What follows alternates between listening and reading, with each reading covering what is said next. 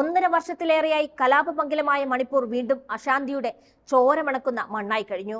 കലാപത്തിന്റെ നാൾവഴികളിൽ ഒരിക്കൽ പോലും സ്വന്തം പാർട്ടി ഭരിക്കുന്ന സംസ്ഥാനത്ത് കാൽ കുത്താതെ അവഗണിച്ചു നിന്ന പ്രധാനമന്ത്രി നരേന്ദ്രമോദി മണിപ്പൂർ വിഷയത്തിൽ വീണ്ടും കണ്ണടച്ച് ഇരുട്ടാക്കുകയാണ്.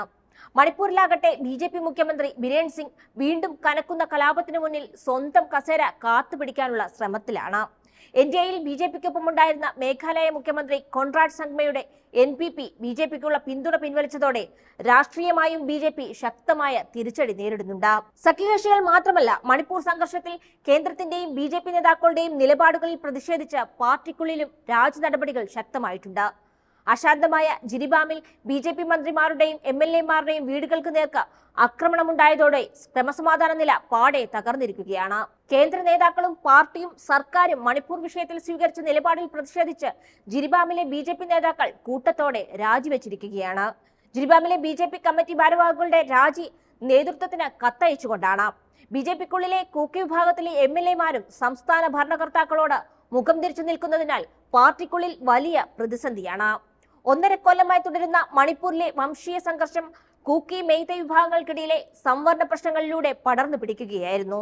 വിഷയം രമ്യമായി പരിഹരിക്കാൻ ശ്രമിക്കാതെ തീകോരിയിട്ട് കലാപമാക്കിയതിന്റെ പേരിൽ BJPയുടെ ബിരേൻ സിംഗ് സർക്കാർ വ്യാപക വിമർശനത്തിന് ഇരയായതുമാണ്.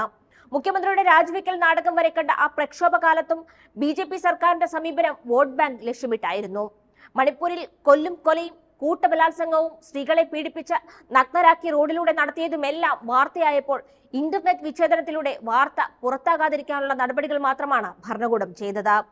ഒടുവിൽ ഒന്ന് അടങ്ങിയെന്ന് തോന്നുന്നതിനിടയിലാണ് വീണ്ടും സംഘർഷം കനത്തത്. കഴിഞ്ഞയാഴ്ച ജിരിബാമിലെ ദുരിതാശ്വാസ ക്യാമ്പിൽ നിന്ന് മെയ്തൈ കുടുംബത്തിലെ 6 പേരെ കൂക്കി സായുധ സംഘം തട്ടിക്കൊണ്ടുപോവുകയും പിന്നാലെ 5 പേരുടെ മൃതദേഹം കണ്ടെത്തുകയും ചെയ്തതോടെയാണ് സംസ്ഥാനത്ത് വീണ്ടും ആക്രമണം ശക്തമായത്. നദിയിൽ നിന്ന് തല അറുത്തുമാറ്റപ്പെട്ട നിലയിലാണ് 2 മൃതദേഹങ്ങൾ കണ്ടെത്തിയത്.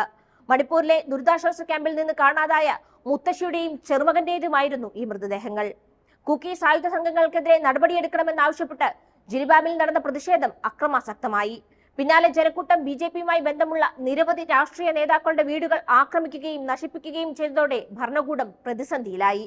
ഇതിന് പിന്നാലെയാണ് സഖ്യം അവസാനിപ്പിച്ച സംഗ്മയുടെ NPP BJPയെ പ്രതിരോധത്തിലാക്കിയത്. മണിപ്പൂരിലെ 60 അംഗ നിയമസഭയിൽ 31 എന്ന കേവല ഭൂരിപക്ഷത്തിന് മേലെയാണ് BJP എങ്കിലും സഖ്യകക്ഷി മുന്നണി വിട്ടത് കനത്ത തിരിച്ചടിയായിട്ടുണ്ട് ബിരേൻ സിംഗ് സർക്കാരിന്. മണിപ്പൂരിനെ കലാപത്തിലാക്കിയ BJP സർക്കാരിനെ വിമർശിച്ച് BJP ദേശീയ അധ്യക്ഷന് NPP അധ്യക്ഷൻ സംഗ്മ അയച്ച കത്ത് ഇങ്ങനെയാണ്: മണിപ്പൂരിൽ പ്രതിസന്ധി പരിഹരിക്കുന്നതിനും സാധാരണ ക്രമസമാധാന നില പുനഃസ്ഥാപിക്കുന്നതിലും ബിരേൻ സിംഗിന്റെ നേതൃത്വത്തിലുള്ള മണിപ്പൂർ സംസ്ഥാന സർക്കാർ പൂർണ്ണമായും പരാജയപ്പെട്ടുവെന്ന് ഞങ്ങൾ ശക്തമായി കരുതുന്നു. നിലവിലെ സാഹചര്യം കണക്കിലെടുത്ത് മണിപ്പൂരിലെ ബിരേൻ സിംഗിന്റെ നേതൃത്വത്തിലുള്ള സർക്കാരിനുള്ള പിന്തുണ പിൻവലിക്കുന്നു.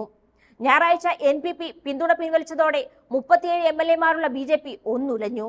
പക്ഷേ സർക്കാർ താഴെ വീഴാതെ കാക്കാനുള്ള ഭൂരിപക്ഷത്തിന്റെ ബലത്തിൽ ബിരേൻ സിംഗ് ലാഘവവുമായി കാര്യങ്ങൾ നീക്കുന്നതിനിടയിലാണ് പാർട്ടിക്കുള്ളിലും കലാപം ഉയർന്നിരിക്കുന്നത്. 7 കൂക്കി MLAമാർ BJPക്കുള്ളിൽ കലാപക്കൊടി ഉയർത്തിക്കഴിഞ്ഞു. ജിരിബാമിലെ BJP ഭാരവാഹികൾ പ്രതിഷേധ സൂചകമായി രാജിവെച്ചു. ഇതോടെ MLAമാരുടെ യോഗം വിളിച്ചിരിക്കുകയാണ് ബിരേൻ സിംഗ്. അപ്പുറത്ത് കേന്ദ്ര ആഭ്യന്തര മന്ത്രാലയവും അക്രമം ചെറുക്കാൻ എന്തു ചെയ്യാനാകുമെന്ന് ചർച്ചയിലാണ്. പ്രധാനമന്ത്രി നരേന്ദ്രമോദി ആകട്ടെ മണിപ്പൂർ വിഷയത്തിൽ എന്നത്തെയും പോലെ മൗനത്തിലാണ്.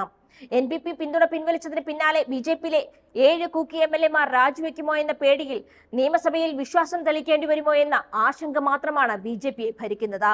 മണിപ്പൂർ കത്തിയമരുമ്പോഴും പിടഞ്ഞു വീഴുന്ന ജീവനുകളും അശാന്തമായ താഴ്വാരവും കണ്ട് കണ്ണടച്ച് ഇരുട്ടാക്കിയവർ സ്വന്തം മന്ത്രിമാരും MLAമാരും ആക്രമിക്കപ്പെടുന്നത് കാണുമ്പോഴാണ് കലാപത്തിന്റെ ചൂടും ചൂരും തിരിച്ചറിയുന്നത്.